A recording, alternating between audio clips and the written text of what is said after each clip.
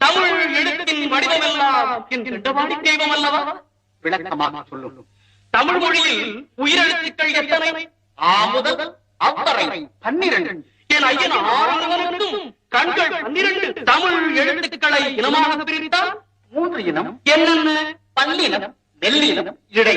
அந்த 3 இனங்களில் 3 எழுத்துக்களை எடுத்துத்தான் என் கந்தவேலுக்கு முருகு என்று பெயரிட்டார்கள். முருகு என்றால் அழகு, இளமை, பெருமை, உயர்வு, முதுமை இல்லாமை, இன்னும் சொல்லிக் கொண்டே இருக்கலாம். ஒரு இனத்திற்கு எத்தனை எழுத்துக்கள்? கச்சடத்தப்பர, நயன நமன, எரள வழல என்று இனத்திற்கு 6 எழுத்துக்களாக பிரித்தார்கள். இனம் ஒன்றுக்கு எழுத்துக்கள் 6.